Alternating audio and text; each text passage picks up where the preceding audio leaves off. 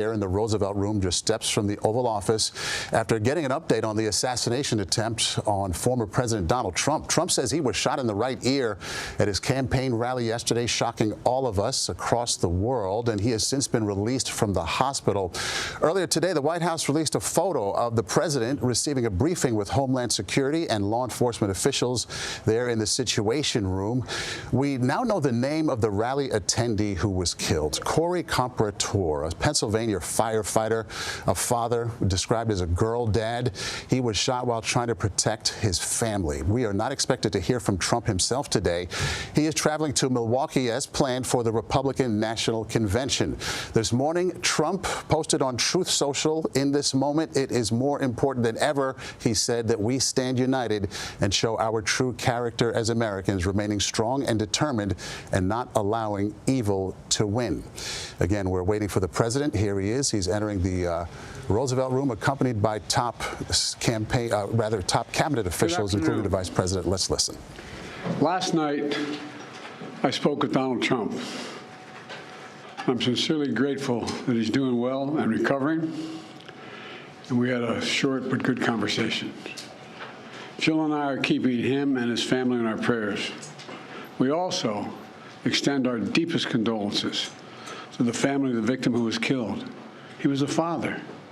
He was protecting his family from the bullets that were being fired, and he lost his life. God love him. We're also praying for the full recovery of those who were injured, and we're grateful to the Secret Service agents and other law enforcement agencies and individuals who risked their lives literally for our nation. As I said last night, there is no place in America for this kind of violence, or any violence for that matter. An assassination attempt is contrary to everything we stand for as a nation, everything. It's not who we are as a nation. It's not America, and we cannot allow this to happen. Unity is the most elusive goal of all, but nothing is important than that right now, unity. We'll debate and we'll disagree. That's not going to change. But we're going to not lose sight, in fact, who we are as Americans. Look, Vice President Harris and I were just briefed in the Situation Room by my Homeland Security team, including the Director of the FBI, the Secretary of Homeland Security, the Attorney General, the Director of the Secret Service, my Homeland Security Advisor, the National Security Advisor, and we're going to continue to be briefed. The FBI is leading this investigation, which is still in its early stages. We don't yet have any information about the motive of the shooter. We know who he is. I urge everyone, please, don't make assumptions about his motives or his affiliations. Let the FBI do their job and their partner agencies do their job. I'm instructed that this investigation be thorough and swift, and the investigators will have every resource they need to get this done. Look, as this investigation continues, here's what we're going to do. First, Mr. Trump, as a former president and nominee of the Republican Party, already receives a heightened level of security. And I've been consistent in my direction to the Secret Service to provide him with every resource, capability, and protective measure necessary to ensure his continued safety. Second, I've directed the head of the Secret Service to review all security measures for the Republican National Convention, which is scheduled to start tomorrow. And third, I've directed an independent review of the national security at yesterday's rally to assess exactly what happened. And we'll share the results of that independent review with the American people as well. And finally, I'll be speaking more about this tonight at greater length from the Oval Office. We must unite as one nation. We must unite as one nation to demonstrate who we are. And so may God bless you all, and may God protect our troops. Thank you very much. Mr. President, when you spoke to President Trump yesterday, what did he tell you, sir? Mr. President, shifting our campaign strategy, Mr. President, do you Okay, we're watching there as President Biden delivering very brief remarks there inside of 4 minutes by my count here, maybe 3 minutes, just kind of updating us on the investigation as it moves forward there in the Roosevelt Room, just steps from the Oval Office. Let's bring in Chief White House correspondent Nancy Cordes right now. Nancy, what are you learning about his schedule this week? I know there are going to be some changes, obviously, to what has happened. He is now in a whole different role than he was 24 hours ago. Well, most notably, Maurice, we just learned from the president himself that he plans to give an Oval Office address tonight. That is something that is very rare, usually withheld for the most serious situations in this country. So very notable that he has made that choice to do so tonight. He was planning to head to Texas tomorrow. He was going to be attending an event at the LBJ Library in Austin, where he was scheduled to make remarks on the 60th anniversary of the Civil Rights Act passage. That has been canceled, postponed rather, because he says he's going to do it 10 days from now. So he'll be here at the White House continuing to get briefings from his national security advisors, some of whom you saw there in the room with him for that speech, not only the vice president, but also the attorney general and the Homeland Security Secretary. Maurice? You don't want to overstate it, but just 24 hours ago, Nancy, the question was, could he function? Was his mental acuity up to the job? And now we're in a whole different phase right now. He has moved on to commander-in-chief and so forth. What are they saying, if anything, about that behind the scenes? No question that the focus has shifted, and you're not going to find many campaign officials who are disappointed about that. Though, of course, they wish that they were not in the situation they are in now, where you have at least one individual who has passed away, others still fighting for their lives, and a former president and a current candidate who is wounded himself. So, what we're told from the campaign is that they've taken down their ads. They have paused campaigning for now. They had plans to roll out a couple of different things today, like a new Republicans for Trump operation that is obviously, Republicans for Biden rather, operation that has now been put on hold as they try to show their respect in the wake of an assassination attempt. Okay, Nancy Cordes at the White House, thank you so much. Major Garrett is in Milwaukee, where the Republican National Convention starts tomorrow. Major, everything appears to be moving forward as scheduled. Are we hearing anything from the Trump team tonight, this afternoon? Yes, we are, Maurice, and everything is going to go as planned. There is one notable addition to the schedule here in Milwaukee that was not anticipated even before yesterday. Nikki Haley, who challenged former President Trump for the longest period of time, won the most number of delegates, will now speak Tuesday evening here in Milwaukee at the Republican National Convention.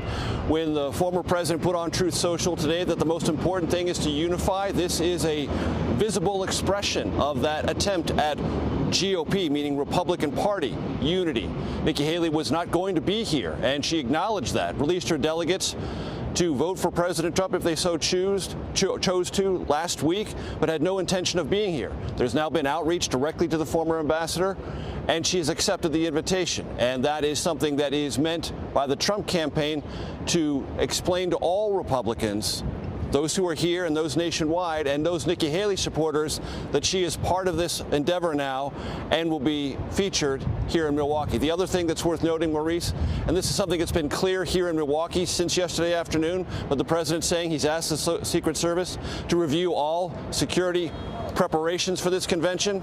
That has been anticipated by the host committee here. It has now been formalized by the president. How the Secret Service implements new and tighter security, we don't yet know, but we've all been anticipating that since the assassination attempt in Butler, Pennsylvania yesterday afternoon. Major, is it possible to extrapolate that Nikki Haley's invitation is a change in tone, or is it too early to say something that much? I think it's probably too early to say how that will land in terms of tone, but it is clearly meant to say the Republican Party wants to take all those who criticized or ran against former President Trump and who were not going to be here because of that, in all likelihood, they are now welcome. And that this is one party moving in one direction under former President Trump's leadership. That's a notable shift, not only in Nikki Haley's visibility, but that message about unity not just being something that you can read on social media, but seeing it expressed with this particular invitation. As to the tone of speeches here, I'm told they're all being redrafted in light of the events in Pennsylvania yesterday. Exactly how, we don't know, but there are plenty of members of the Republican House of Representatives who have said some pretty aggressive things in the aftermath of the assassination attempt, trying to at least rhetorically lay this at the feet of the former president or his Democratic allies. We'll see if that takes place on the podium stages here in Milwaukee as the convention opens tomorrow night. Yes, indeed. Words do matter. Major Garrett in Milwaukee for us. Thank you. The investigation into the shooter is still underway. 20-year-old Thomas Matthew Crooks from Bethel Park, Pennsylvania, just an hour away from the shooting site. Let's bring in CBS News reporter Nicole Skanga. Still the questions being, why did he do it? How did he get there? How did he get so close? What was his motive? What happened? And it was interesting to hear there, Maurice, the president saying, don't jump to conclusions. We still have no known motive, but the FBI is leading an investigation he hopes will be thorough and swift. Here's what we do know. The suspect was carrying an AR-style assault rifle on him. ATF and FBI traced that weapon back, found that it was legally purchased by the suspect's father.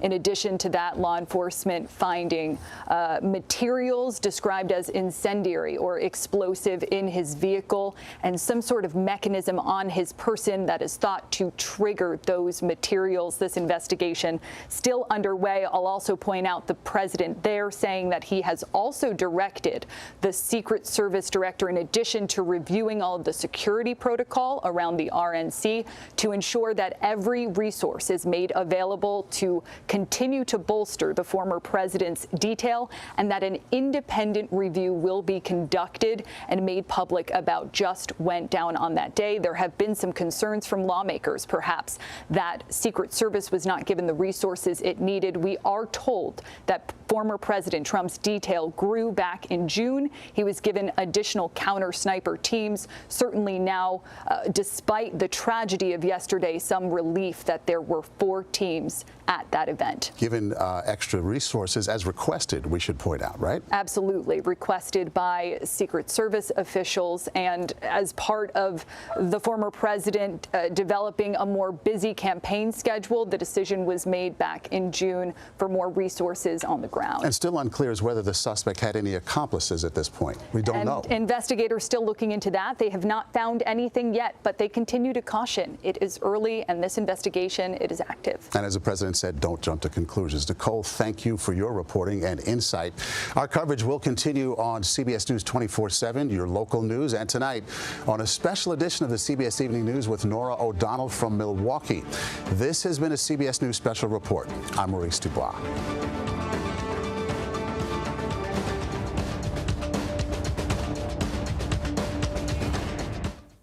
Hello, everyone. I'm Lana Zach. We've just been watching a CBS News special report, and we heard President Biden addressing the assassination attempt on former President Donald Trump. The commander-in-chief said he and the vice president have been briefed on the situation. Biden said he spoke with former President Donald Trump and that he is sincerely grateful that he is doing well and recovering. And he also sent his deepest condolences to the family of the man who died, Corey Compatore, as well as praying for the 2 victims who remain in critical condition at the hospital there in Pennsylvania.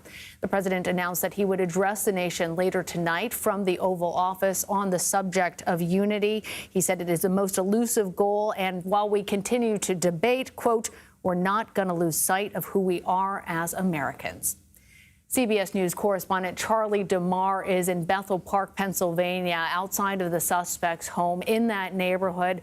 Charlie, we're now at this moment learning that the suspect was rejected from the high school rifle team. And one of the people who knew him as a child, who was a former member of the varsity rifle team, said, quote, he was a nice kid who never talked poorly of anyone, and I have never thought him capable of anything I've seen him do in the last few days. What more can you tell us about how people there are reacting to who the shooter turned out to be? We are getting mixed reactions on who this shooter was. On one hand, the account that you just shared is one. Another one that another classmate that I spoke to said he wasn't the closest of friends with him, but described Thomas Crooks as a loner, that he would sit alone at lunch. They didn't have many friends, and said that he was frequently bullied. That was made abundantly clear. But everyone who we have talked to said that they did not think that he was ever capable of carrying out what happened yesterday. All right, Charlie DeMar for us there outside of the suspect's home. Thank you. Chief Washington correspondent Major Garrett joins us now from Milwaukee. That's obviously the site of the RNC that's going to launch in just a couple of hours. So, Major, how will this weekend's assassination attempt impact both former President Trump's appearance tomorrow, but also the mood of the RNC? Sure. In so many ways. We just saw a Truth Social post from the former president saying something that would be a surprise to convention organizers here in Milwaukee, that he was going to delay his arrival by 2 days. That was never the understanding here. Everyone expected former president to be here tonight in preparation for being here in Milwaukee for all 4 days of this convention. Former President Trump has said that's exactly what he was going to do, utterly consistent with the expectations of all the Republicans I've talked to in Milwaukee. And there is a great expectation that the former president will, in some manner or fashion, appear on the podium tomorrow night to open this convention.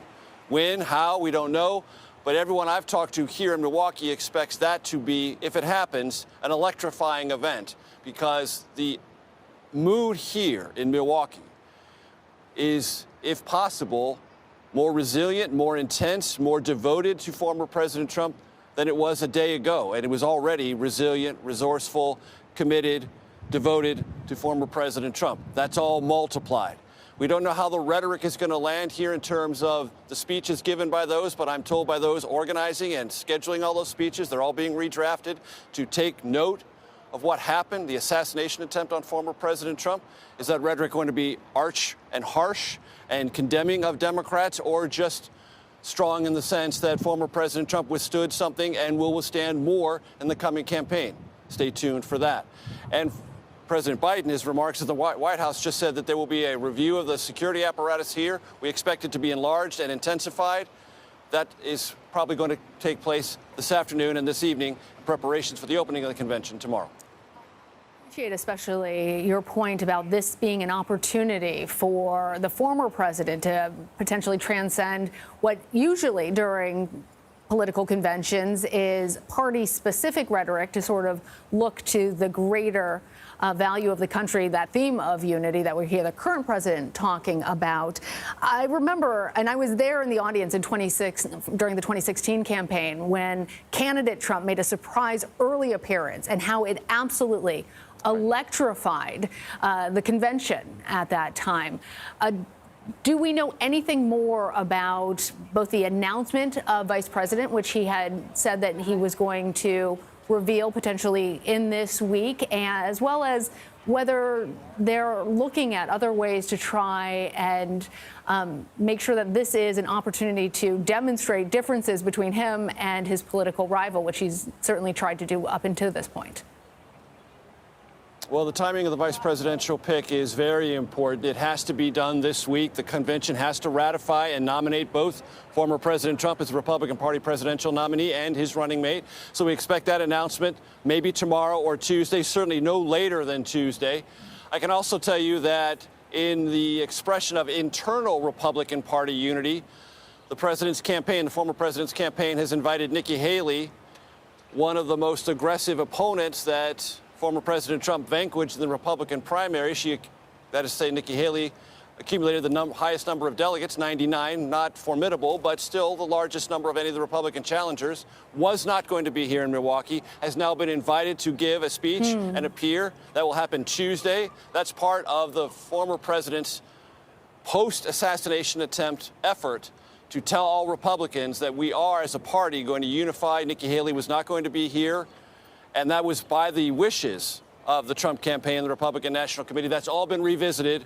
Nikki Haley's appearance here will also try to add symbolically and figuratively and visually to this idea that the Republican Party is completely unified in the 2024 campaign. All right, Major Garrett for us in Milwaukee. Thank you, Major. I want to bring in now Chief White House correspondent Nancy Cordes. Nancy, you've been following all of this for us. Let's start off first with what we heard the president announcing, that he's going to make sure that Secret Service has every resource necessary to protect the former president, that they are going to review the security measures for the RNC, but that there will also be an independent review of the security at the rally that will be shared publicly. Talk to us about what you're hearing from your White House sources.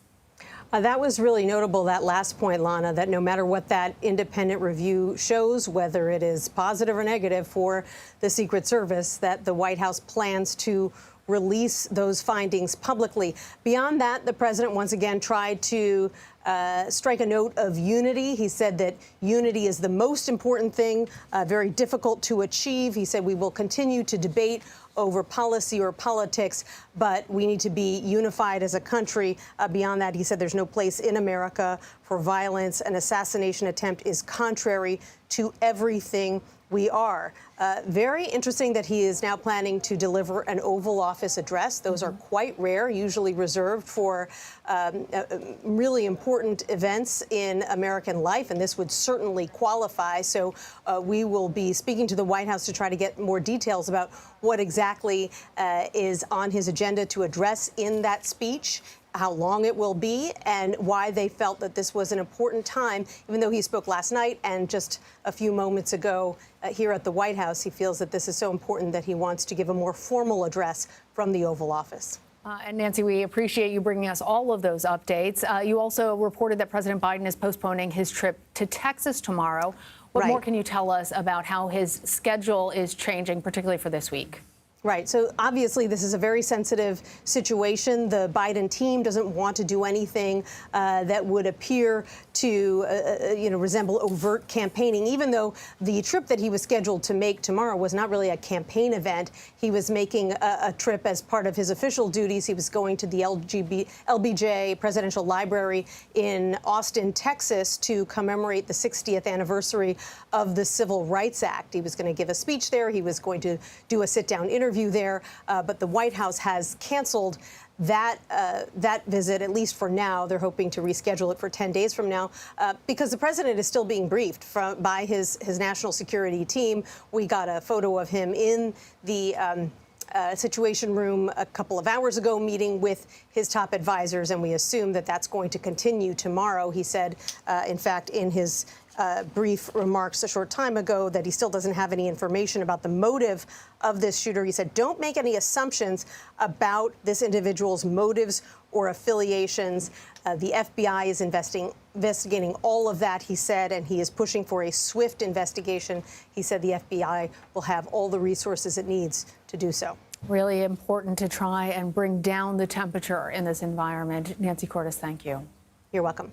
And CBS News Homeland Security and Justice reporter Nicole Skanga is here with me in Studio 57. We have been talking basically since this happened about the latest details. What are you learning right now from your sources? Right now, law enforcement sources tell CBS News that ATF and FBI have traced the firearm on the suspect here.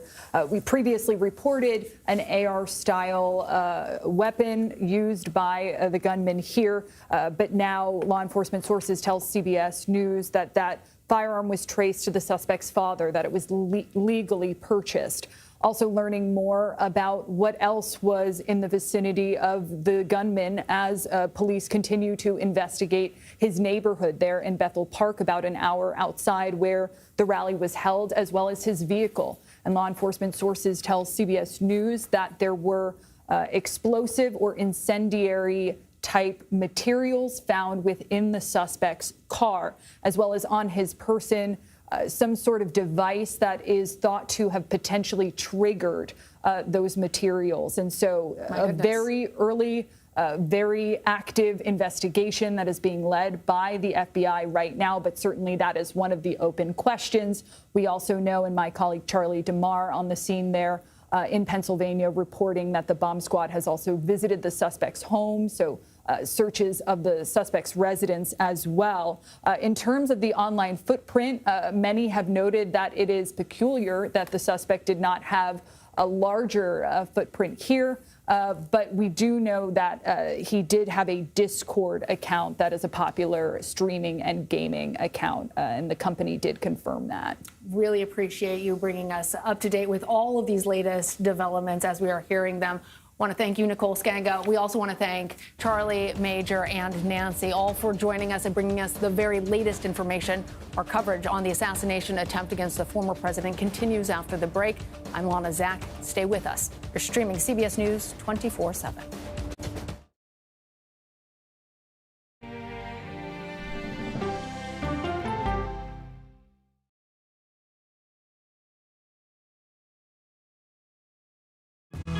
Coming up, our series. Wait a minute. Tom, is that you working the camera? Keep leaning out of your close-up.